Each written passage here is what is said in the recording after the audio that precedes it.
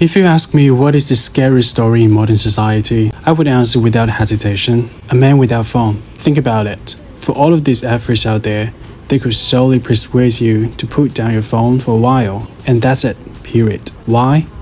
Because we, human beings, wouldn't be able to achieve what we are expected without our phones. And phones are becoming part of us, part of our self-identities. Because basically, the phones were fed by whatever interests us. So of course, it's fair to say that they could represent us one way or another. I thought life would be fair to me after I admit this fact. However, it hit me by an unexpected surprise. It was a normal morning, an almost neglected one, just like thousands of others. I woke up as usual. I could breathe, see, and hear. But one thing was wrong. I couldn't unlock my phone through Face ID or passwords.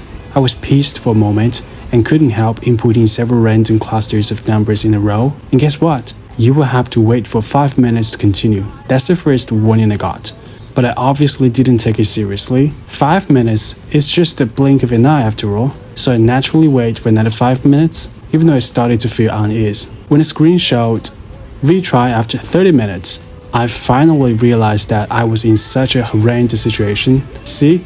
I wasted much time on unlocking the gadget. My morning schedule was ruined, plus it's raining heavily outside. I'm not joking, that's the real situation that day. And I have to call online car hailing services on my iPad without being able to answer the phone. I was so afraid that the driver would leave me alone after I missed the call, because it's quite cumbersome to find a car to pick you up in a rainy day like that. So I took my iPad and rushed to the appointed venue. Of course, my iPad would just be a heavy metal after I left home, because the internet would have been disconnected then. So I was carrying a huge umbrella with 2 useless metals on hand, hurrying to take the car. Luckily, I successfully got in the car, and I almost felt that I've had used up all my stamina for that day already when I was just entering the car. The following story was no more important. I got to the office, bought myself breakfast on the vendor using my iPad, and spent a whole day without my phone. I survived, but it's a really tough day that I didn't want to go through a second time.